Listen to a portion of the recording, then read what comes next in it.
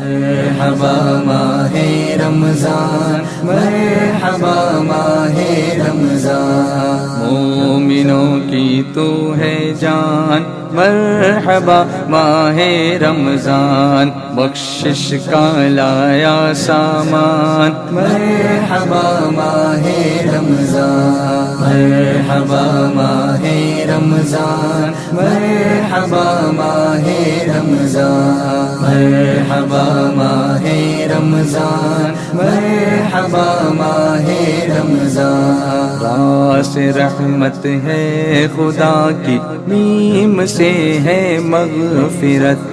راس رحمت ہے خدا کی، میم سے ہے مغفرت، داد دیتا ہے ضمانت، الف سے الفت بابرکت، نون سے نور الہی، نون سے نور الہی، قلب کو روشن کرے، قید میں پہنچا شیطان، مرحبا ماہ رمضان۔ السلام علیکم ورحمۃ اللہ وبرکاتہ۔ الحمد للہ رب العالمین، والصلاة والسلام علی سیدنا وسید الانبیاء والمرسلین وعلی آلہ واصحابہ اجمعین،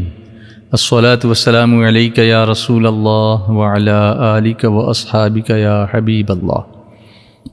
شمع رسالت کے پروانوں، میرے پیارے آقا صلی اللہ علیہ وسلم کے پیارے دیوانوں، ایک بار پھر حاضر ہیں آپ کی خدمت میں ایس ڈی آئی چینل کے توسط سے ہمارا یہ ماہ رمضان اسپیشل پروگرام ماہ سیام لے کر آپ کا استقبال کرتے ہیں۔ امید ہے آپ بخیر ہوں گے، اللہ سلامت رکھے، اور اس مکمل مہینے کی بے شمار برکتوں سے اللہ تبارک و تعالی ہم کو مالا مال فرمائے۔ آپ نے ابھی تک یہ دیکھا ہے، سمجھا ہے، جانا ہے کہ اس سال ہم نے اپنے آپ کو نعت مصطفیٰ صلی اللہ علیہ وسلم کے ساتھ ساتھ قرآن کریم سے جوڑنے کی بھی کوششوں کا سلسلہ جاری کیا ہے، اور اس سیریز کا یہ جو ایپیسوڈ ہے، آج میں سورۃ الناس، سورہ ناس کی تلاوت کا شرف حاصل کر رہا ہوں، اور آپ سے گزارش کروں گا کہ جیسے آپ ہمیشہ ادب اور احترام کے ساتھ آپ بیٹھنے لگے ہیں، اسی طرح سارے گھر والوں کو لے کے تھوڑی دیر کے لیے بیٹھ جائیے، اس پیغام کو عام کیجئے، لنک کو شیئر کیجئے، ایس ڈی آئی چینل کو سبسکرائب کیجئے، اور اب آئیے سنیے سورۃ الناس کی تلاوت، اس کے بعد کنز الایمان۔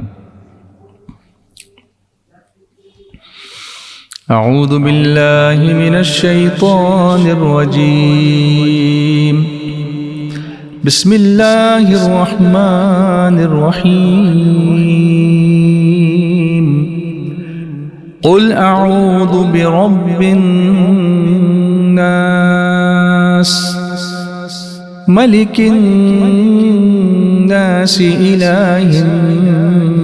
الناس، من شر الوسواس الخناس،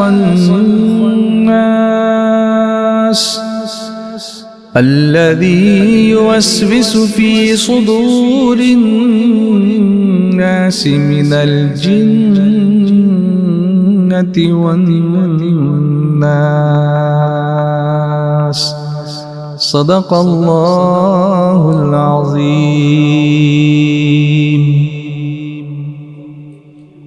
اللہ کے نام سے شروع جو نہایت مہربان رحم والا، اللہ beginning with the name of the most gracious, the most merciful۔ تم کہو میں اس کی پناہ میں آیا جو سب لوگوں کا رب۔ Proclaim, O dear Prophet Muhammad sallallahu alaihi wasallam, I take refuge of the one who is the Lord of all mankind، سب لوگوں کا بادشاہ، the King of all mankind، سب لوگوں کا خدا، the God of all mankind، اس کے شر سے جو دل میں برے خطرے ڈالے اور دبک رہے، from the evil of the one who instills evil thoughts in the hearts and stays hidden، وہ جو لوگوں کے دلوں میں وسوسے ڈالتے ہیں، those who instill evil thoughts into the hearts of men، جن اور آدمی، among the jinns and men۔ تو سورہ ناس کی تلاوت اور ترجمہ کنز الایمان ہم نے سننے کی سعادت حاصل کی. تھوڑی سی اس کی تفصیلات جاننے کی کوشش کرتے ہیں. اللہ تعالیٰ ساری مخلوق کا رب ہے، مگر چونکہ انسان اشرف المخلوقات ہے اس لیے ان کا خصوصیت سے اللہ نے ذکر فرمایا. اس سے انسان کی عظمت بھی معلوم ہوئی، اس کی شرافت بھی معلوم ہوئی کہ بطور خاص اللہ تعالیٰ نے اپنی ربوبیت کی نسبت انسان کی طرف فرمائی. علماء کرام یہاں نقطہ بیان فرماتے ہیں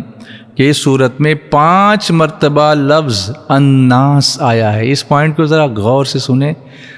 اور دیکھیں ہمارے علماء کتنے باریک نکات نکالتے ہیں. سبحان اللہ. 5 مرتبہ لفظ الناس آیا ہے. قل اعوذ برب الناس ملک الناس الہ الناس من شر الوسواس الخناس الذی یوسوس فی صدور الناس من الجنۃ والناس. 5 مرتبہ یہ لفظ الناس آیا. اس میں حکمت یہ ہے کہ چونکہ انسان بچپن میں صرف پرورش ہی پاتا ہے اور کوئی کام اس کو نہیں ہوتا، تو اس لیے رب الناس فرمایا کہ رب کے معنی ہوتے ہیں پالنے والا. تو بچہ پل رہا ہے نا، تو پہلے اس کا ذکر کیا. پھر جوانی میں مست ہو جاتا ہے، کبھی بے راہ بھی ہو جاتا ہے، اس وقت اس پر قانونی گرفت کی ضرورت ہوتی ہے. He needs to be reined. اس لیے یہاں ملک الناس یعنی لوگوں کا بادشاہ فرمایا کہ بادشاہ جو ہوتا ہے وہ قانون نافذ فرماتا ہے، حکومت کرتا ہے. اور چونکہ انسان بڑھاپے میں عبادت میں مشغول ہو جاتا ہے اس لیے تیسری جگہ اللہ تعالیٰ کی صفت الوہیت اور معبودیت کا ذکر فرمایا، الہ الناس کہ خدا ہے وہ. تو بڑھاپے میں اکثر لوگ مصروف رہتے ہیں عبادت کرنے میں. اور چوتھی جگہ الناس سے جو مراد ہے وہ صالحین یعنی اللہ کے نیک بندے مراد ہو سکتے ہیں کہ شیطان انہیں وسوسوں کے ذریعے نیک بندوں کو ہی وہ گمراہ کرنے کی، وسوسے ڈالنے کی کوشش کرتا ہے اور عبادت سے ہٹانے کی کوششیں کرتا رہتا ہے. اور 5ویں جگہ الناس سے مراد وہ لوگ ہیں جو شر پھیلاتے ہیں، فسادی لوگ ہو سکتے ہیں کہ وہاں لوگوں کے شر سے من شر الوسواس الخناس الذی یوسوس فی صدور الناس من الجنۃ والناس کہ لوگوں کے شر سے اللہ کی پناہ مانگی گئی ہے. تو اللہ ہی ہمارا معبود حقیقی ہے. اب یہاں ایک بات میں سمجھانے کی کوشش کرتا ہوں کہ وسوسہ کسے کہتے ہیں؟ من شر الوسواس الخناس. تو برا جو خیال آتا ہے اس کو وسوسہ کہتے ہیں، اور جو اچھے خیالات آتے ہیں وہ اللہ کی طرف سے ہوتے ہیں، وہ الہام ہوتے ہیں. وسوسہ شیطان کی طرف سے ہے، اس لیے جب بھی دل میں وسوسہ آئے کسی بات پر تو فوراً پڑھنا چاہیے لا حول ولا قوت الا باللہ العلی العظیم. اور الہام جو اچھے خیالات آتے ہیں وہ فرشتے کے ذریعے اللہ تعالیٰ کی طرف سے ہوتے ہیں، اس لیے اس پر کہنا چاہیے الحمدللہ رب العالمین. نفس امارہ کے غلبے میں وسوسے زیادہ ہوتے ہیں، جو برائی کی طرف اکسانے والا نفس ہے. اور نفس مطمئنہ جو ہے اس کا جب غلبہ انسان پر ہوتا ہے تو اس کے دل میں اچھے خیالات یعنی الہام زیادہ تر آتا ہے. شیطان ہمارا ایسا دشمن ہے جو نظر نہیں آتا، یعنی وہ ہمیں دیکھتا ہے لیکن ہم اسے نہیں دیکھتے. لہذا اس طاقت والے رب کی پناہ مانگو جو اسے دیکھتا ہے. ہم نہیں دیکھتے لیکن وہ رب دیکھتا ہے، اور شیطان رب کو نہیں دیکھتا. تو قوی دشمن سے قوی رب جو اللہ کا ہے اس کی پناہ میں ہم کو آنا چاہیے. اور جب کوئی وسوسے کے پیچھے پڑتا ہے نا تو شیطان اسے اور گمراہ کرتا ہے، خوب گمراہ کرتا ہے. وسوسے سے متنفر ہوتا ہے تو پھر وہ دبک کی چپ ہو کر کے بیٹھ جاتا ہے. کچھ لوگ بولتے ہیں مجھے یہ وسوسہ آتا ہے، میرا وضو ٹوٹ گیا، میرے بار بار وضو کرتے رہتے ہیں. کئی لوگوں کو کئی وسوسے آتے ہیں. اس کا علاج کیا ہے؟ سب سے بہترین علاج اس کا یہ ہے کہ آپ اس پر دھیان ہی نہ دیں، بس لاحول پڑھتے رہیں اور اللہ کی رحمت پہ بھروسہ کر لیں. حضرت عائشہ صدیقہ رضی اللہ تعالی عنہ فرماتی ہیں کہ رسول اللہ صلی اللہ علیہ وسلم رات کے وقت جب بستر پر تشریف لاتے تو اپنے دونوں دستے مبارک، ہاتھ مبارک جمع فرماتے اسے، اور قل هو اللہ احد اور قل اعوذ برب الفلق اور قل اعوذ برب الناس، یہ 3 صورتیں پڑھتے. پھر اپنے مبارک ہاتھوں کو سر سے لے کر تمام جسم اقدس تک پھیرتے، جہاں تک ہاتھ پہنچتا، اس طرح سے چہرے پر، پھر ادھر پھر ادھر. اور یہ یاد رکھیں کہ جب بھی ہم رات کو سوئیں بستر پر، جب قرآن شریف پڑھ رہے ہوں تو اپنے پیروں کو اس طرح اوپر سمیٹ لینا چاہیے تاکہ ادب کے ساتھ ہم پڑھیں. تو ہمارے ہاتھ پھر جہاں تک پہنچیں پھیلنا چاہیے. عمل 3 مرتبہ حضور صلی اللہ علیہ وسلم فرماتے. حضرت عبداللہ ابن خبیب رضی اللہ تعالیٰ عنہ فرماتے ہیں کہ ہم پر ہلکی بارش ہوئی اور اس وقت اندھیرا چھایا ہوا تھا، اور ہم نبی کریم صلی اللہ علیہ وسلم کا انتظار کر رہے تھے کہ وہ آ کر ہمیں نماز پڑھائیں. جب حضور صلی اللہ علیہ وسلم ہمیں نماز پڑھانے کے لیے تشریف لائے اور ارشاد فرمایا پڑھو. میں نے عرض کیا حضور کیا پڑھوں؟ فرمایا صبح و شام 3 بار قل هو اللہ احد پڑھو، اور قل اعوذ برب الفلق پڑھو، اور قل اعوذ برب الناس پڑھو. ان کی تلاوت کرنا تمہیں ہر بری چیز سے بچائے گا. اللہ تبارک و تعالی ہمیں سورۃ الناس کی فضیلت عطا فرمائے، اس کو پڑھنے کی توفیق دے، جو باتیں سنی گئی ہیں ان پر عمل کرنے کی توفیق عطا فرمائے. آج ہماری اس نشست میں الحمدللہ ہمارے ایک بہت ہی مشہور معروف اور انتہائی پرانے نعت خوان تشریف لاتے ہیں، محمد واصف رضا صاحب. واصف رضا صاحب وصف رخ مصطفیٰ کرنے کی سعادت حاصل کریں گے. اس کے بعد ہمارے one of the senior most مبلغین اور ہمارے میں پیار سے ان سے کہتا ہوں کہ ڈاکٹرز کی ڈگری MBBS ہے اور ان کی ڈگری KBBS ہے. یہ ہیں جناب خالد بھائی بہار شریعت، اس لیے کہ یہ مسائل میں زیادہ عمل کا رکھتے ہیں. اچھا ان کا مطالعہ بھی ہے، اللہ اور مزید برکتیں عطا فرمائے. تو واصف بھائی کے بعد رکن شورا محمد خالد رضوی صاحب ہمارے درمیان ہوں گے، اور پھر آخر میں وہی دعا فرما کر اس مجلس کا اختتام ہوگا. السلام علیکم ورحمۃ اللہ وبرکاتہ. آئے میرے ساتھ پڑھیں صلی اللہ علیہ یا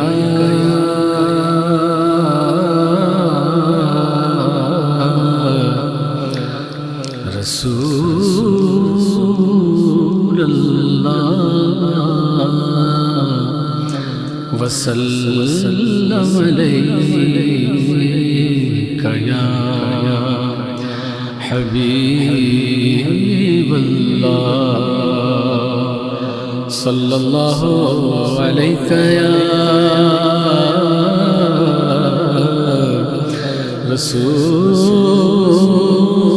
رسول اللہ وسلم علیہ یا حبیب اللہ.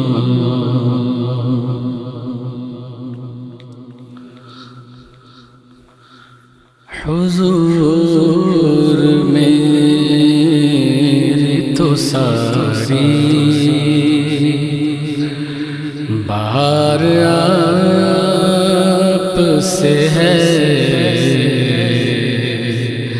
میں بے قرار تھا، میرا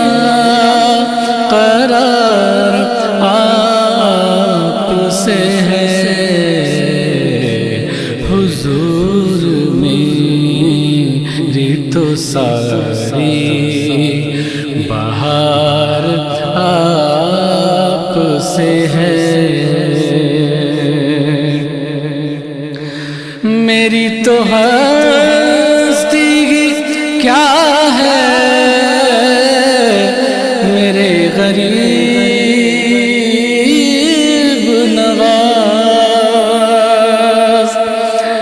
میری تو ہستی کیا ہے، میرے غریب نواز. جو مل رہا ہے مجھے سارا پیار آپ سے ہے، جو مل رہا ہے مجھے سارا پیار آپ سے ہے. میں بے قرار تھا، میرا قرار آپ سے ہے. حضور میری تو ساری بہار آپ سے ہے، کہاں وہ عرض مدینہ، کہاں میری ہستی، کہاں وہ عرض مدینہ، کہاں میری ہستی، یہ حاضری کا سبب بار بار آپ سے ہے، یہ حاضری کا سبب بار بار آپ سے ہے، میں بے قرار تھا، میرا قرار آپ سے ہے، حضور میری تو ساری بہار آپ سے ہے، محبتوں کا صلہ کون ایسا دیتا ہے، محبتوں کا صلہ کون ایسا دیتا ہے، سنہری جالیوں میں یار غار آپ سے ہے، میں بے قرار تھا، میرا قرار آپ سے ہے، حضور میری تو ساری بہار آپ سے ہے، حضور آپ کی یادوں میں اشک رحمت ہے، حضور آپ کی یادوں میں اشک رحمت ہے، یہ تیری آنکھ ضیا اشک بار آپ سے ہے، میں بے قرار تھا، میرا قرار آپ سے ہے، حضور میری تو ساری بہار آپ سے ہے۔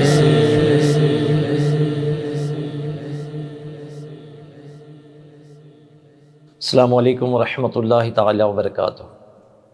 نحمدہ ونصلی ونسلم علی رسولہ الکریم، اما بعد فاعوذ باللہ من الشیطان الرجیم، بسم اللہ الرحمن الرحیم، یا ایہا الذین آمنوا کتب علیکم الصیام کما کتب علی الذین من قبلکم لعلکم تتقون، آمنت باللہ صدق اللہ مولانا العظیم وبلغنا رسولہ النبی الامین المختار الکریم، ونحن علی ذلک لمن الشاہدین والشاکرین والحمد للہ رب العالمین۔ آئیے معمول کے مطابق رسول اعظم صلی اللہ تعالی وسلم کی بارگاہ بے کس پناہ میں ہم سب مل کر درود و سلام کا نذرانہ پیش کریں،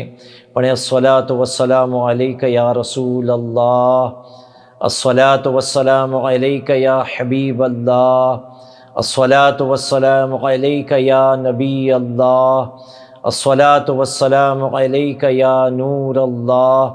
وعلی آلک واصحابک یا حبیب اللہ صلی اللہ تعالی علیہ وسلم۔ ناظرین، رمضان شریف کا مقدس مہینہ ہم پر سایہ فگن ہے، اللہ تبارک و تعالیٰ کی رحمتوں کا چھما چھم برسنا نظر آ رہا ہے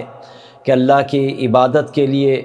لوگ دوڑ دوڑ کر مساجد کا رخ کر رہے ہیں، اللہ تبارک و تعالیٰ کی رضا پانے کے لیے، اللہ کو راضی کرنے کے لیے لوگ مساجد میں بھرپور تعداد میں جمع ہو رہے ہیں۔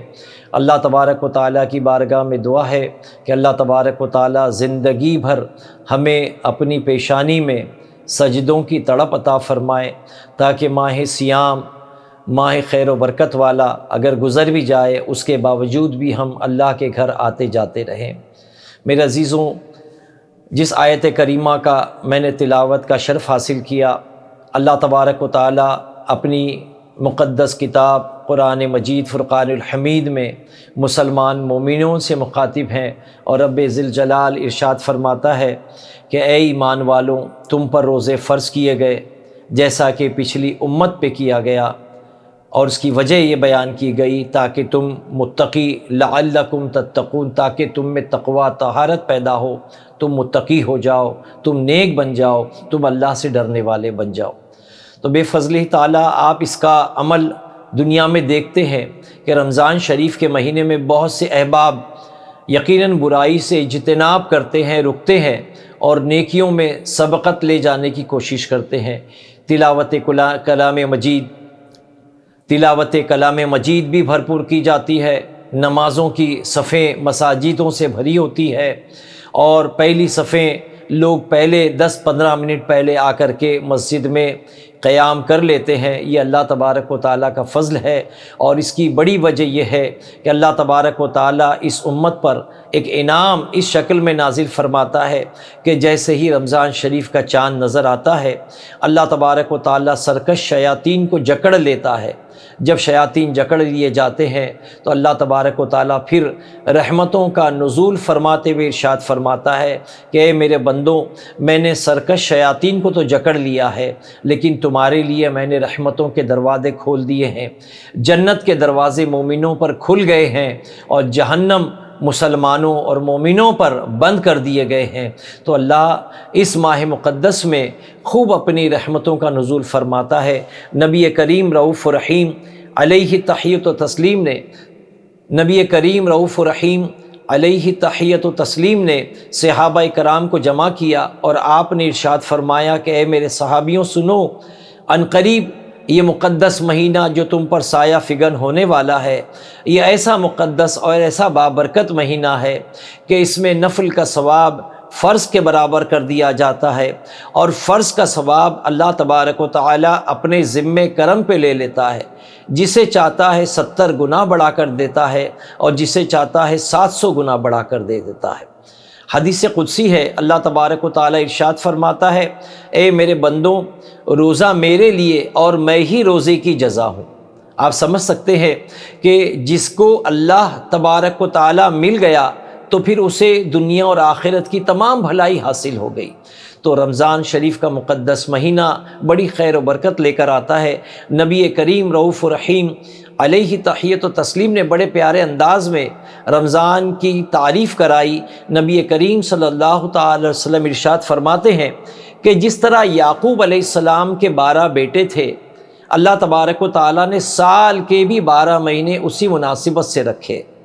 پھر میرے آقا ارشاد فرماتے ہیں کہ جس طرح یعقوب علیہ السلام کے 12 بیٹوں میں سیدنا یوسف علی نبینا علیہ الصلوۃ والتسلیم کو اللہ نے چنا، اپنا نبی بنایا، آپ کو حسن و جمال عطا فرمایا، آپ کو اللہ نے اپنا محبوب بنایا، تو اسی طرح پورے 12 مہینے میں رمضان شریف ایک ایسا مہینہ ہے جیسے یعقوب علیہ السلام کی پوری نسلوں میں، یعنی یعقوب علیہ السلام کے 12 بیٹوں میں جو مقام سیدنا یوسف علیہ السلام کو حاصل ہے، ویسا ہی مقام 12 مہینے میں رمضان شریف کے مقدس مہینے کو حاصل ہے۔ پھر مزید میرے آقا نے بڑی پیاری تشریف فرمائی۔ آقا کریم فرماتے ہیں صلی اللہ تعالی وسلم کہ جس طرح اللہ تبارک و تعالیٰ نے یوسف علیہ السلام کی خاطر ان کے 11 بھائیوں کی خطاؤں کو معاف فرما دیا بلا تمثیل، بلکہ آقا کریم نے یہی مثال دی، فرمایا کہ جس طرح یوسف علیہ السلام کی خاطر اللہ نے 11 بھائیوں کی خطاؤں کو معاف فرمایا، بس اسی طرح رمضان شریف کے صدقے اللہ تبارک و تعالیٰ 11 مہینوں کی خطاؤں کو معاف فرما دیتا ہے۔ ناظرین، کتنی پیاری مثال نبی رحمت صلی اللہ تعالی وسلم نے عطا فرمائی ہے۔ یہ مقدس مہینہ بڑی خیر و برکت لے کر آتا ہے۔ ہمیں چاہیے کہ ہم اس میں خوب اللہ تبارک و تعالیٰ کو راضی کرنے والے کام کریں، اللہ کی رضا میں زندگی گزارنے کی کوشش کریں۔ میرے عزیزوں، ہم لوگوں پر آسانیاں پیدا کریں، لوگوں کے لیے راہیں ہموار کرنے کی کوشش کریں۔ یہ مقدس مہینہ آتا ہے جس میں ہم لوگوں کی دلجوئی کریں، لوگوں کے لیے راحت کے سامان پیدا کرنے کی کوشش کریں۔ میرے عزیزوں، دیکھیں، فرمایا گیا، ایک حکایت میں فرمایا گیا کہ ایک استاد اپنے شاگرد کے ساتھ ایک کھیتی کے طرف سے گزر رہا تھا۔ جب کھیتی کی طرف سے گزرتے ہوئے شاگرد کی نظر دو جوتوں پر پڑی جو پگڈنڈی پر پڑے ہوئے تھے، اور یقیناً یہ بات تھی کہ مزدور کھیت میں مزدوری کرنے گیا تھا اور اس کی ہی جوتیاں باہر پڑی تھی۔ تو استاد سے شاگرد نے کہا کہ حضور، کیا ہی بہتر ہے کہ ہم کچھ مزہ کر لیں؟ استاد نے شاگرد سے پوچھا، کیا مطلب؟ شاگرد نے کہا کہ ہم اس موجڑیوں میں، ان جوتیوں میں کچھ پتھر ڈال دیتے ہیں، جب مزدور مزدوری کر کے باہر آئے گا اور جب وہ اپنے چپل جوتے پہنے گا، اپنی جوتیاں پہنے گا، تو اس کو یہ پتھر چوبیں گے، اور جب پتھر چوبیں گے تو اس کو تکلیف ہوگی اور ہم اس کا مزہ لیں گے۔ لیکن استاد بڑا شفیق تھا، استاد نے اپنے شاگرد سے کہا کہ بچے، ہم لوگوں کو تکلیف دے کر کے مزہ لینے سے کوئی لذت حاصل نہیں ہوگی، کیا ہی بہتر ہے کہ ہم دوسرے پر عمل کریں۔ لاؤ، تمہارے جیب میں کچھ سکے ہیں؟ شاگرد نے کہا کہ جی ہاں، میرے جیب میں چند سکے ہیں۔ استاد نے کہا نکالو۔ شاگرد نے تمام سکے نکالے۔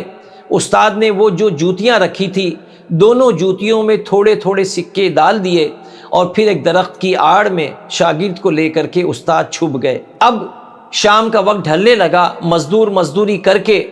جب واپس آیا اور اس نے جیسے ہی اپنے جوتے میں پیر ڈالا تو اسے چبھن محسوس ہوئی، اور اس نے جب جوتا اٹھا کر کے پلٹ کر دیکھا تو اس کے اندر سے کچھ سکے گرے۔ بے ساختہ اس نے دوسرے جوتے کو بھی اٹھایا اور اسے پلٹا، اس میں سے بھی چند سکے گرے۔ فوراً وہ مزدور نے اپنی نگاہوں کو آسمان کی طرف بلند کیا اور رب کی بارگاہ میں عرض گزار ہوا کہ اللہ، تو کتنا کریم ہے، تو کتنا کریم ہے، تو جانتا ہے کہ میرے گھر میں کھانے کے لیے اناج نہیں ہے، میرے بچے بھوک سے بلبلاتے ہیں، میری بیوی دوائی کے لیے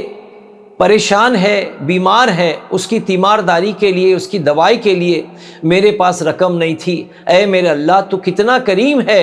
کہ تو نے کس انداز میں مجھے پیسوں سے نوازا ہے، کس انداز میں تو نے مجھے دولت سے نوازا ہے، کس انداز میں یہ میرے ہاتھ دولت لگی ہے جس سے میں اپنے بچوں کے لیے کچھ کھانا بھی خرید سکتا ہوں اور اپنی بیوی کے لیے کچھ دوائی بھی خرید سکتا ہوں۔ یہ کہتا جا رہا تھا مزدور، اور روتا جا رہا تھا، آسمان کی طرف سر اٹھا کر رب کی شکر گزاری بجا لا رہا تھا۔ یہاں مزدور کا یہ حال تھا، اور وہاں استاد اور شاگرد جو درخت کے پیچھے چھپے تھے، ان کی آنکھوں سے بھی آنسوؤں کی لڑی جاری تھی۔ وہ دونوں روئے جا رہے تھے، اور رو کر کے جب استاد نے شاگرد کو دیکھا، شاگرد نے استاد کو دیکھا، اور پھر استاد نے شفقت سے اپنے شاگرد کے سر پہ ہاتھ پھیرتے ہوئے کہا کہ بچے،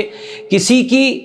پریشانی سے محظوظ ہونے سے بہتر تھا کہ کسی کی تکلیف میں راحت کا سامان پیدا کر دیتے۔ ہم نے اس کے لیے راحت کا سامان کر دیا۔ اب وہ اللہ کی بارگاہ میں کتنا شکر گزار ہوا، اللہ کی بارگاہ میں کتنا ممنون ہوا۔ جب وہ اللہ کی بارگاہ میں شکر گزاری کرتا رہا اور اللہ کا ممنون ہوتا رہا، یقیناً ہماری یہ ادا یقیناً اللہ تبارک و تعالیٰ کو محبوب ہوگی، اور اللہ تبارک و تعالیٰ ہمارے بھی بگڑے ہوئے کام کو بنا دے گا۔ تو ناظرین، ہم کو چاہیے کہ روزے کی حالت میں ہم لوگوں کے لیے آسانیاں پیدا کریں، یہ نہ ہو کہ ہم لوگوں کے لیے تکالیف کے سامان مہیا کریں۔ آپ دیکھیں، ہماری بامبے جیسی سرزمین پر گلیوں میں اس انداز میں گاڑیاں پارک کر دی جاتی ہے کہ لوگوں کا نکلنا دوبھر ہو جاتا ہے، لوگوں کا چلنا مشکل ہو جاتا ہے۔ خوانچے والے ٹیبل لگا کر کے جس طریقے سے اپنا سامان فروخت کرتے ہیں، وہ آدھے سے زیادہ روڈ کو کور کر لیتے ہیں، آنے جانے والوں کو تکلیف ہوتی ہے۔ تو اسلام تو لوگوں کو راحت پہنچانے کا کام ہے، اسلام تو لوگوں کو راحت پہنچانے کا تلقین کرتا ہے، لیکن آج ہم کیسے مسلمان ہیں کہ لوگوں کے لیے تکالیف کا سامان کرتے ہیں، لوگوں کے لیے راحت پہنچانے کا سامان نہیں کرتے۔ ہمیں چاہیے کہ ہم لوگوں کے لیے آسانیاں پیدا کریں۔ میرے عزیزوں، یہ رمضان بڑا خیر و برکت لے کر آتا ہے۔ جب یہ رمضان آئے تو ہم رمضان شریف کو پاتے ہی اللہ تبارک و تعالیٰ کا شکر ادا کریں کہ اللہ تیرا کرم ہے کہ تو نے ہمیں رمضان شریف کا مقدس مہینہ عطا فرمایا۔ یہ وہ مہینہ ہے جس میں اللہ کی رحمت پکار کر کہتی ہے کہ میرے بندو بخشش طلب کرو، میں تمہیں بخش دوں گا۔ تم رزق کی مجھ سے خواہش ظاہر کرو، میں تمہارے رزق میں کشادگی دوں گا۔ ہم کو چاہیے کہ اللہ کی بارگاہ میں توبہ کریں، بالخصوص رمضان شریف میں جب ہم افطار کرنے بیٹھیں تو افطار سے کچھ دیر پہلے دسترخوان سجا کر کے اس پر بیٹھیں اور اللہ کے حکم کا انتظار کرتے رہیں۔ یعنی اذان ہو گویا اللہ کا حکم ہو گیا کہ اے میرے بندے، وہ جو دسترخوان پر طرح طرح کی نعمتیں تو نے سجائی ہے، جس میں اچھی اچھی نعمتیں سب تیرے سامنے، حلال نعمتیں تیرے سامنے ہے، لیکن محض تو نے میری رضا کے لیے اپنے آپ پر اس کو حرام کر رکھا ہے، بس میرے حکم کا انتظار کر رہا ہے، میرے حکم کا منتظر ہے۔ جب میرا مؤذن آواز دے گا اور آواز سنتے ہی تو افطار کرے گا تو گویا تو نے میرے حکم کی تعمیل کی۔ تو اے میرے بندے، جب تو میرا بندہ ہو کر کے میرے حکم کی تعمیل کرتا ہے تو میں تو تیرا رب ہوں، میں تو بے نیاز ہوں، میں تجھے اور نوازوں گا۔ تو میرے عزیزوں، رمضان شریف کی تعظیم بھی کریں۔ آپ جانتے ہیں بزرگوں نے فرمایا کہ ایک مرتبہ ایک مجوسی جب دنیا سے انتقال کر گیا تو کسی نے اس کو خواب میں دیکھا اور پوچھا کہ اللہ نے تیرے ساتھ کیا معاملہ کیا؟ تو مجوسی نے یہی کہا کہ مرنے سے پہلے ایک فرشتے نے مجھے کلمے کی تلقین کی، میں نے کلمہ پڑھا اور اس کے بعد میری روح قبض کر گئی۔ لوگوں نے مجھے دفنا تو دیا لیکن اللہ تبارک و تعالیٰ نے میری بخشش کر دی اور مجھے جنت میں داخل فرما دیا۔ اس بندے نے خواب میں پوچھا کہ تیری بخشش کا سامان کیا ہوا؟ تو مجوسی نے کہا دراصل معاملہ یہ تھا کہ رمضان شریف کے مقدس مہینے میں میرا بچہ سر عام کھانا کھا رہا تھا یا کچھ پی رہا تھا، میں نے آ کر اسے تماچا رسید کیا اور کہا بدبخت، تو جانتا نہیں مسلمانوں کا رمضان کا مہینہ گزر رہا ہے، اس میں وہ کھانے پینے سے باز رہتے ہیں اور تو اعلانیہ ان کے سامنے کھاتا پیتا نظر آتا ہے۔ یہ سوچ کر میں نے اپنے بچے کو تماچا مارا۔ بس اللہ نے میری یہ ادا کو اتنا محبوب کیا کہ اللہ نے اسی ادا کے صدقے میری مغفرت فرما دی۔ تو میرے عزیزوں، ایک مجوسی جیسا شخص جو اللہ کا نافرمان ہے، جو آگ کا پجاری ہے، وہ محض رمضان شریف کے مہینے کا ادب کرے تو اللہ تبارک و تعالیٰ نے اس کے لیے جنت کے دروازے کھول دیے۔ چہ جائے کہ ہم تو مسلمان ہیں، ہم تو پیدائشی مسلمان ہیں، ہماری ذمہ داری کچھ زیادہ ہی ہے کہ ہم رمضان کا ادب و احترام کریں، لیکن بڑی ہی دل کی گہرائیوں سے میں دکھ کا اظہار کروں گا کہ جیسے ہی چاند رات ہوتی ہے، رمضان شریف کا چاند نظر آتا ہے، ہمارے علاقوں میں گلیوں میں لائٹ لگ جاتی ہے اور کمپاؤنڈ میں لائٹ لگ جاتی ہے، اور پھر رات کو بیڈمنٹن کا ٹورنامنٹ ہوتا ہے، کہیں کرکٹ کا ٹورنامنٹ ہوتا ہے، کہیں کسی کونے میں کیرم کا ٹورنامنٹ ہوتا ہے۔ گویا مسلمان ان مقدس راتوں کو اس انداز میں ضائع کرتے ہیں کہ کھیل کود کر کے اپنے وقت کو ضائع کرتے ہیں، اپنے عبادت کمانے کے گولڈن چانس کو اس انداز میں ضائع کر دیتے ہیں کہ پھر یہ مقدس مہینہ اگر ہماری بربادی کا سامان کر گیا تو پھر مسلمانوں کے لیے سوائے ذلت اور رسوائی کے کچھ نہ ہوگا۔ ہم دیکھ رہے ہیں کہ ساری دنیا میں آج ہماری قوم ذلت اور رسوائی کا سامنا کر رہی ہے، طرح طرح سے ہماری قوم پر ظلم ڈھایا جا رہا ہے۔ اس کی وجہ یہ ہے کہ ہم نے اپنے آپ کو خود اس لائق بنا لیا ہے کہ اللہ کی رحمتوں کا نزول ہم پر نہ ہو، بلکہ اللہ کے عذاب ہم پر نازل ہونے لگ جائیں، اور اس طریقے سے ہم نے اللہ کے عذاب کو دعوت دے رکھی ہے۔ ناظرین، یہ وہ مقدس مہینہ ہے کہ جس میں اللہ کو جس انداز میں آپ منانا چاہیں منا لیں، اللہ تبارک و تعالیٰ کی رحمت چھماچھم برستی ہے، اور اللہ تبارک و تعالیٰ اپنے بندوں پر بڑا مہربان ہے۔ ہم کو چاہیے کہ ہم اللہ کو راضی کرنے کے لیے جس انداز میں ہو سکیں اس کو راضی کریں، کبھی اللہ کے بندوں کی خدمت گزاری کریں، کبھی مستحق جو ہے بندہ ہے اس کی مدد کریں، کبھی والدین کی خدمت کریں، کبھی پڑوسیوں کے لیے راحت کا سامان پیدا کریں۔ اس انداز میں آپ اپنی زندگی گزاریں کہ کسی کے دل سے آپ کے حق میں دعا نکلے، اور وہ دعا جب نکلے گی تو یقیناً وہ دعا ضائع نہیں ہوگی، وہ اللہ تبارک و تعالیٰ کی بارگاہ میں یقیناً پہنچے گی۔ اور جب رب کی بارگاہ میں ان مقدس ایام میں کسی نے ہمارے حق میں دعا کر دیا تو خدا کی قسم یہ دعائیں اللہ تبارک و تعالیٰ رد نہیں فرمائے گا۔ آپ دیکھیں کہ مسجد میں جائیں تو مسجد میں جب صفوں میں اگر گنجائش ہو تو اپنے کسی بھائی کو قریب بلا کر کے بٹھا دیں۔ مساجد میں لوگوں پر شفقت کرنے کی کوشش کریں۔ آج کل معاملہ یہ ہے کہ مساجد میں روزے کی حالت میں لوگ گرما گرمی بحث بازی کرتے ہیں اور لوگوں کو پریشان کرتے ہیں۔ ہم کو چاہیے کہ جو امت کے لوگ بھولے بھٹکے سال بھر مسجد میں نہیں آتے، اس مقدس مہینے میں وہ ضرور آتے ہیں، تو ان کی دل جوئی کس انداز میں کریں۔ فرمایا گیا ایک حکایت میں بڑے پیارے انداز میں فرمایا گیا کہ ایک شخص مسجد میں نماز کے لیے جب حاضر آیا تو اتفاق سے جب جماعت قائم ہوئی تو اس نے اپنا موبائل آف کرنا بھول گیا۔ اب اس کا موبائل آن تھا اور دوران نماز ہی اس کا موبائل جب بجنے لگا تو رنگنگ زور سے ہونے لگی، آواز جب زور سے بجنے لگی تو نماز کے ختم ہونے پر فوراً امام صاحب نے اس کو گھورا، مسجد کے مقتدیوں نے اس کو گھورا۔ اب یہ نوجوان کبھی کبھی خال خال مسجد میں آتا تھا، اب یہ مسجد میں جب آیا تھا تو اب موبائل کو آف کرنا بھول گیا، سائلنس پہ کرنا بھول گیا، لیکن جب بیل رنگنگ ہونے لگی اور مسجد میں بیل بجنے لگی تو امام صاحب نے اور مقتدیوں نے جب گھور کے دیکھا اور نماز کے ختم ہونے تک کئی لوگوں نے اس کو ڈانٹا۔ کسی نے کہا تجھے تمیز نہیں ہے مسجد کی، کسی نے کچھ انداز میں کہا۔ وہ بچہ خوفزدہ ہو گیا، وہ نوجوان خوفزدہ ہو گیا، اور خوفزدہ ہونے کے بعد بڑا شرمندہ ہو کر، کیونکہ 24-25 سال کا جوان، 20-22 سال کا جوان اگر مسجد میں آیا ہے اور اگر وہ جوان ہے تو لوگوں کے سامنے اگر اس کی انسلٹ کی جائے تو اسے بہت زیادہ فیل ہوگا، اسے بہت زیادہ برا لگے گا۔ ایسا ہی ہوا جب مقتدی نے اس کی ڈانٹ ڈپٹ کی تو وہ شرمندہ ہوا، اور مسجد سے نکلتے نکلتے اس نے یہ نیت کی کہ آج کے بعد میں اس مسجد میں نہیں آؤں گا۔ ذرا سی غلطی کی اتنی بڑی سزا۔ اب اس نے مسجد میں جانا چھوڑ دیا۔ چند دن گزرے ہیں کہ اس کے دوستوں نے اسے دعوت دی شراب خانے کی۔ اب وہ شراب پینے کے لیے جب شراب خانے میں پہنچا تو یہاں جب سے وہ مسجد سے نکالا گیا تھا، اس کے حواس پر ایک عجب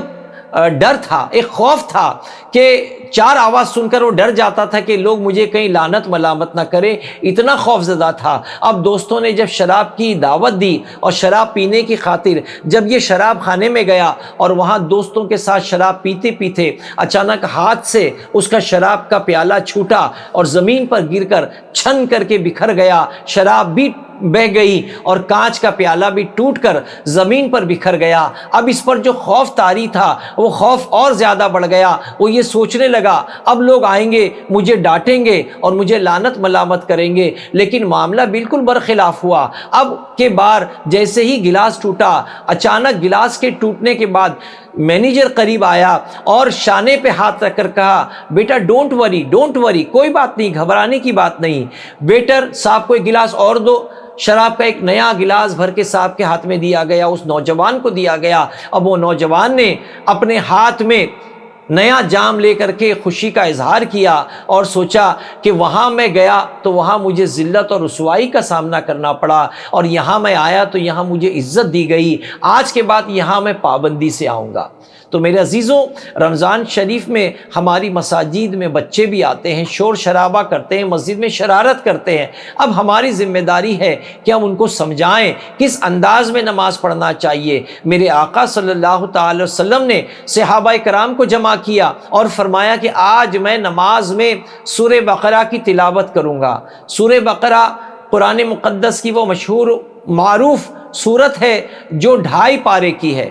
نبی کریم صلی اللہ تعالی وسلم نے جب سب کو جمع کیا اور اس نیت سے جمع کیا گیا اور لوگ جمع ہوئے، اس نیت سے جمع ہوئے کہ آج ہم پوری سورہ بقرہ نماز میں سنیں گے، آقا کریم صلی اللہ تعالی وسلم نے جب امامت کے لیے تکبیر کہی اور پھر مردوں کی صف، پھر بچوں کی صف اور پھر عورتوں کی صف مسجد نبوی شریف میں لگی تھی، اس درمیان اچانک عورتوں کی صف سے ایک دودھ پیتے بچے کی رونے کی آواز آئی۔ آقا کریم صلی اللہ تعالی وسلم نے سورہ فاتحہ پڑھنے کے بعد فوراً انا اعطیناک الکوثر چھوٹی سورت پڑھ کر کے آپ نے اپنی نماز کو مکمل کیا۔ صحابہ کرام نے نبی کریم رؤوف الرحیم صلی اللہ تعالی وسلم کی بارگاہ میں عرض کیا کہ حضور، آپ نے تو سورہ بقرہ پڑھنے کے لیے لوگوں کو جمع کیا، پھر اتنی چھوٹی آیت مبارکہ، یہ چھوٹی سورت کیوں پڑھی گئی؟ میرے آقا صلی اللہ تعالی وسلم جو رحمت للعالمین ہے،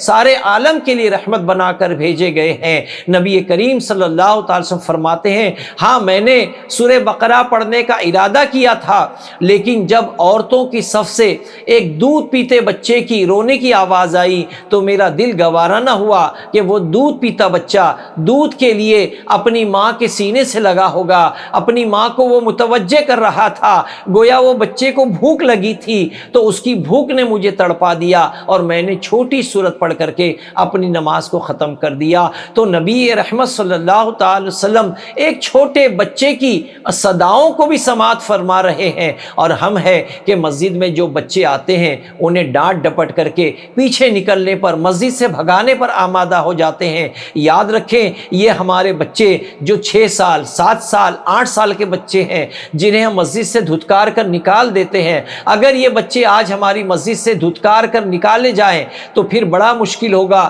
ان کو جوانی میں مساجد میں لانا، ان کو بڑا دشوار ہوگا اللہ کا خوف پیدا کرنا اور رسول اعظم کی محبت ان کے دلوں میں جاگزی کرنا، اسلام کی محبت ان کے دلوں میں ڈالنا بڑا مشکل ہوگا، اس لیے کہ وہ خوف زدہ ہو کر مسجد سے بھاگے ہیں۔ تو اب مسجد کے انتظامیہ کی ذمہ داری ہے کہ ان بچوں کی ذہن سازی کریں۔ کتابوں میں آتا ہے کہ نبی کریم صلی اللہ تعالی وسلم جب امامت فرماتے تو آقا کریم کی پہلی صف میں 8 سال 9 سال 10 سال کے بچے ہوا کرتے تھے، اور اس میں حکمت بھی یہ تھی کہ آقا کریم کی ایک ایک اداؤں پر ان کی نگاہ ہوتی تھی، اسی لیے وہ حدیث مبارکہ جو آج ہم پڑھتے ہیں سنتے ہیں یہ انہی بچوں کی روایت کردہ ہے جن کا ذہن کورا تھا، جن کی نگاہیں پاک و صاف تھی، جنہوں نے نبی رحمت صلی اللہ تعالی وسلم کے شب و روز کو دیکھا تھا، آپ کے نماز کے ارکان کو دیکھا تھا اور اپنے دل میں، اپنے ذہن میں، اپنے دماغ میں محفوظ رکھا تھا، وہی تو حدیث مبارکہ ہم تک پہنچی ہے۔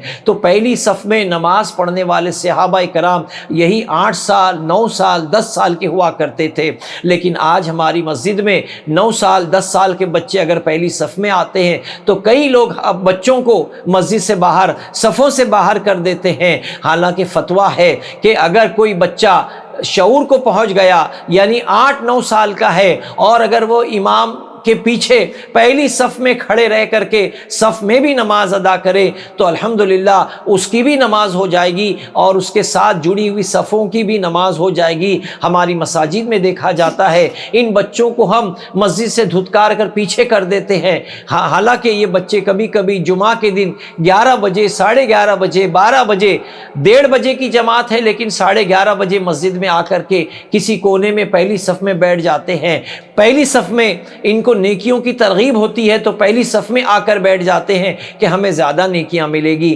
لیکن پھر 1 بجے آنے والے لوگ ان بچوں کو پیچھے کرتے چلے جاتے ہیں اور آہستہ آہستہ بچہ جو 11 11:30 12 بجے مسجد میں اول وقت میں مسجد میں آ گیا تھا، 1:30 بجے جمعہ قائم ہوتے ہوتے وہ بچہ بالکل دروازے کے قریب کر دیا جاتا ہے، لوگ پیچھے جا بچہ پیچھے جا بچہ پیچھے جا، اس انداز میں بچے کو پیچھا کرتے رہتے ہیں، پیچھے کرتے چلے جاتے ہیں اور بچہ بالآخر جلدی آنے کے باوجود بڑی پیچھے کی صف میں جا کر نماز پڑھنے پر مجبور ہو جاتا ہے۔ تو ہمیں آنے والے بچوں کا خیر مقدم کرنا چاہیے، بچوں کو ڈسپلن سکھانا چاہیے، بچوں کو اپنے قریب لے کر کے کھڑے رہ کر کے نماز پڑھنے لگانا چاہیے تاکہ وہ ہم سے نماز سیکھیں۔ آپ سوچیں تو صحیح، کیا ہم نے کسی سے نماز سیکھا ہے؟ نہیں سیکھا، بلکہ ہم نے اپنے بڑوں کو جس انداز میں نماز پڑھتے دیکھا ہے اسی انداز میں ہم نماز پڑھ رہے ہیں، تو ہم اپنے بچوں کی بھی اسی طریقے سے تربیت کریں، ان کو ساتھ لائیں، ان کو قریب کھڑا رکھیں اور اپنے ساتھ ان کو تمام ارکان پر عمل پیرا ہونے کی تاکید کریں۔ انشاءاللہ اس طرح ہمارے بچے اگر مساجد سے جڑ گئے تو بے فضلی تعالیٰ اللہ تبارک و تعالیٰ کے فضل و کرم سے یہی بچے جب جوان ہوں گے تو ہماری مسجد کی یہ رحمت ہوگی، ہماری مسجد کے یہ نور ہوں گے، ہماری مسجد کی یہ آبادی ہوگی، ہمارے مسجد کے یہ مصلی ہوں گے جو دین کو سمجھیں گے اور لوگوں تک پہنچانے کی بھی کوشش کریں گے۔ اللہ تبارک و تعالیٰ ہمیں کہنے سننے سے زیادہ عمل کی توفیق عطا فرمائے۔ ناظرین، یہ مقدس مہینہ لوگوں کے لیے آسانیاں پیدا کرنے کے لیے آیا ہے۔ آپ لوگوں کے لیے آسانیاں پیدا کرو۔ اگر کوئی سامان آپ خریدتے ہیں، اگر بیچنے والا غریب ہے اس کے حال پہ رحم کرو۔ اگر کوئی چیز وہ 10 روپے میں بیچ رہا ہے آپ اس سے وہ 15 روپے میں خریدو۔ خدا کی قسم یہ مسلمانوں کا وصف رہا ہے کہ مسلمان اس انداز میں تجارت کرتے تھے۔ فرمایا گیا ایک مرتبہ ایک ملک کا سیاح ایک اسلامی ملک میں آیا اور آنے کے بعد کوئی چیز کو تلاش کرتے کرتے وہ ایک دکان پر پہنچا، اور دکان پر پہنچنے کے بعد اس کو وہ چیز دکان میں شو روم میں سجی ہوئی نظر آئی۔ اس نے دکاندار سے کہا کہ مجھے یہ چیز دے دو۔ دکاندار نے اس کی طرف دیکھا کہ آپ کو یہ چیز جو چاہیے ایسی ہی چیز کسی اور دکان سے میں آپ کو بتاؤں گا، آپ وہاں سے لے لیں گے؟ اس نے کہا مجھے تو خریدنے سے سروکار ہے، کہیں سے بھی خریدوں۔ تو اس دکاندار نے کہا کہ دیکھو وہ سامنے جو دکان ہے وہاں یہی چیز آپ کو مل جائے گی، آپ وہاں سے خرید لو۔ اب وہ سیاح جو آیا تھا اس نے سامنے کی دکان کا رخ کیا اور وہی چیز سامنے کی دکان سے اس نے خرید تو لیا، لیکن خریدنے کے بعد اس کے دماغ میں یہ بات چل رہی تھی کہ یہ چیز سامنے کی دکان میں بھی تھی، اس نے کیوں نہیں مجھے بیچا، اس کی دکان پر کیوں بھیجا؟ یہ سوچ کر وہ واپس سیاح اس کی دکان پر آیا اور پوچھا کہ بھائی یہ چیز جب میں آپ سے خرید سکتا تھا اور آپ مجھے بیچ سکتے تھے، آپ نے نہ بیچا بلکہ یہ چیز آپ نے سامنے والی دکان سے خریدنے کے لیے مجھے حکم دیا، کیا وجہ ہے؟ تو یہ دکاندار نے کہا دراصل صبح سے میں دکانداری کر رہا ہوں، میرا سامنے والا میرا بھائی بھی دکانداری کر رہا ہے، میری دکان پر کافی کسٹمر آئے، میرا آج کا کاروبار اچھا ہو گیا، لیکن صبح سے میں دیکھ رہا ہوں سامنے والے کی دکان پہ کوئی گاہک نہیں آیا تھا، تو میں نے کہا کہ تم وہاں سے خرید لو تاکہ میرے وہ بھائی کا بھی کوئی گاہک مل جائے، میرے بھائی کا بھی کوئی دھندا ہو جائے، اس کی بھی کوئی چیز بک جائے، اس کے بھی گھر میں کچھ پیسہ چلا جائے۔ تو میرے عزیزوں، مسلمانوں کا یہ شعار تھا کہ مسلمان اپنے دوسرے بھائی کے لیے ایثار کا جذبہ رکھتے تھے۔ آج ہم چاہتے ہیں کہ سب کچھ ہمیں ہی حاصل ہو جائے، سب کچھ میرے ہی پیٹ میں آ جائے۔ دوسروں کے پیٹ میں منتقل کرنے کے لیے، دوسروں کی روزی روٹی کا بندوبست کرنے کے لیے ہم راضی نہیں۔ ہمیں چاہیے کہ ہم لوگوں کے لیے آسانیاں پیدا کریں۔ اللہ تبارک و تعالی ہمیں کہنے سننے زیادہ عمل کی توفیق عطا فرمائے۔ اللہ تبارک و تعالی اس ماہ مقدس کی تمام خیر و برکت سے ہمیں مالا مال فرمائے، اور یہ جو پہلا عشرہ رحمت کا ہے، دوسرا عشرہ مغفرت کا ہے، اور تیسرا عشرہ جہنم سے نجات کا ہے، اللہ تبارک و تعالی ان تینوں مہینوں کی خیر و برکت سے ہمیں مالا مال فرمائے۔ اللہ تبارک و تعالی کی بارگاہ میں دعا ہے اللہ تبارک و تعالی ہم پر اپنے فضل و کرم کا نزول فرما۔ اللہم ربنا آتنا فی الدنیا حسنۃ وفی الآخرۃ حسنۃ وقنا عذاب النار وادخلنا الجنۃ مع الابرار یا عزیز یا غفار۔ رب اجعلنی مقیم الصلاۃ من ذریتی ربنا وتقبل دعاء۔ اللہم ربنا اغفر لی ولوالدی وللمؤمنین یوم یقوم الحساب۔ اللہم احفظنا من کل بلاء الدنیا وعذاب الآخرہ۔ اللہم انا نسألک علما نافعا ورزقا واسعا ورزقا حلالا طیبا وتوبة نصوحا وتوبة قبل الموت وراحة عند الموت والعفو عند الحساب۔ الحساب، الفوز بالجنہ والنجاة من النار، یا عزیز و یا غفار، لا الہ الا انت سبحانک انی کنت من الظالمین، لا الہ الا انت سبحانک انی کنت من الظالمین، لا الہ الا انت سبحانک انی کنت من الظالمین، لا الہ الا اللہ محمد رسول اللہ صلی اللہ تعالی علیہ وسلم، اشہد ان لا الہ الا اللہ وحدہ لا شریک لہ ونشهد أن سيدنا ومولانا محمدا عبده ورسوله، اللهم ربنا لا تزغ قلوبنا بعد إذ هديتنا وهب لنا من لدنك رحمة إنك أنت الوهاب، اللهم اجعلني من التوابين واجعلني من المتطهرين، اللهم اغفر وارحم أنت خير الراحمين، اللهم اغفر لي ولوالدي وللمؤمنين يوم يقوم الحساب، اللهم اغفر لي ولوالدي وللمؤمنين يوم يقوم الحساب، اللهم ربنا اغفر لي ولوالدي وللمؤمنين يوم يقوم الحساب، ربی رحمہما کما ربیانی صغیرا۔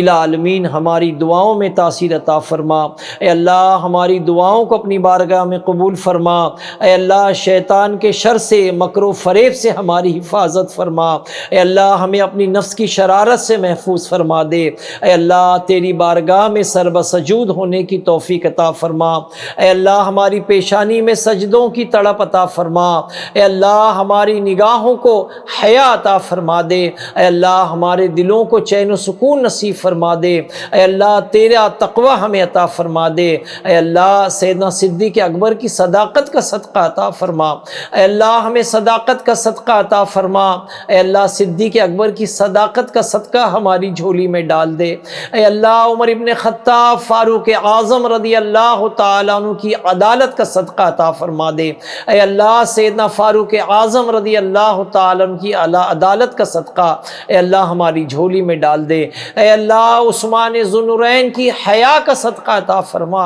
اے اللہ ہمیں با حیا بنا دے، اے اللہ ہمیں با حیا بنا دے، اے اللہ ہمیں با حیا بنا دے، اے اللہ ہمیں بے حیائی سے بچا لے، اے اللہ عثمان غنی کی سخاوت کا صدقہ سے عثمان غنی کی اے اللہ حیا کا صدقہ عطا فرما، اے اللہ ہماری بچیوں کو حیا عطا فرما، بچیوں کو حیا کا صدقہ عطا فرما، نوجوانوں کو اے اللہ حیا کا صدقہ عطا فرما، اے اللہ مولائے کائنات مولا علی مشکل کشا رضی اللہ تعالیٰ عنہ کا صدقہ ہمیں عطا فرما،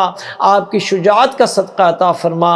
آپ کی شجاعت کا صدقہ عطا فرما، اے اللہ صحابہ کرام کے عشق رسول کا صدقہ عطا فرما، اے اللہ عشق رسول کے سائے میں ہمیں زندگی گزارنے کی توفیق عطا فرما،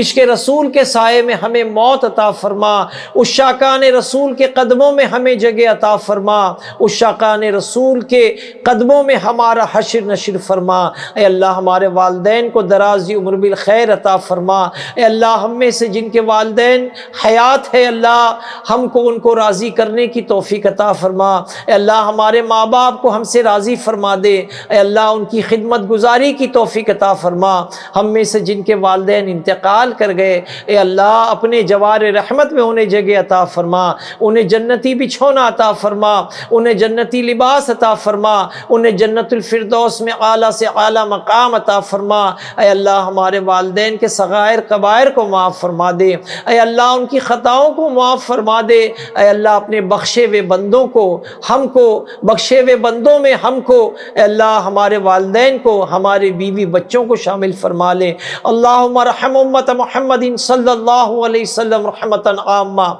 اللہم اغفر امت محمد صلی اللہ تعالی وسلم مغفرتا عامہ، اے اللہ ہمارے اٹھے ہوئے ہاتھوں کی لاج رکھ لے، اے اللہ جن لوگوں نے ہم سے دعاؤں کی درخواست کی ہے اے اللہ سب کی جملہ پریشانیوں کو دور فرما، اے اللہ عالم اسلام میں جہاں جہاں مسلمان پریشان پریشان ہیں، بالخصوص ترکی میں، اے اللہ ملک شام میں، اے اللہ دنیا کے دیگر ممالک میں جہاں جہاں مسلمان اپنی شامت اعمال کی وجہ سے مصیبت میں مبتلا ہے، اے اللہ ان کی مصیبتوں کو آسان فرما دے، اے اللہ ان کی مصیبتوں کو آسان فرما دے، اے اللہ انہیں دنیا اور آخرت کی بھلائی عطا فرما، دنیا اور آخرت میں راحت عطا فرما، اے اللہ ہم پر ہمارے اہل و عیال پہ فضل فرما، سنی دعوت اسلامی کے پیغام کو دنیا کے کونے کونے میں پہنچانے کی توفیق عطا فرما، اے اللہ اس دینی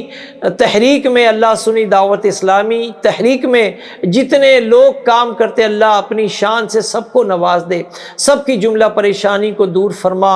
مقروضوں کو بار قرض سے رہائی عطا فرما، بے اولادوں کو نیک اور صالح اولاد عطا فرما، جو صاحب اولاد ہے ان کی اولاد کو نیک بنا، اے اللہ جو جوان بچیاں بغیر نکاح کے گھر میں بیٹھی ہیں اے اللہ غیب سے ان کے جوڑے پیدا فرما دے، اے اللہ جس گھر میں میاں بیوی میں نا اتفاقی ہے اے اللہ خاتون جنت کی مقدس چادر کے صدقے اے اللہ ان کے دلوں میں ایک دوسرے کی محبت پیدا فرما دے، اے اللہ ہماری بچیوں کو شوہر کی خدمت کی توفیق عطا فرما، اے اللہ ہمارے مردوں کو عورتوں سے شفقت کی توفیق عطا فرما، اے اللہ ہم اپنی عورتوں سے شفقت کریں ایسی طاقت و قوت عطا فرما، اے اللہ فضل فرما، کرم فرما، رحم فرما۔ قال اللہ تبارک و تعالی فی شان حبیبی ان اللہ و ملائکتہ یصلون علی النبی یا ایہا الذین آمنوا صلوا علیہ وسلموا تسلیما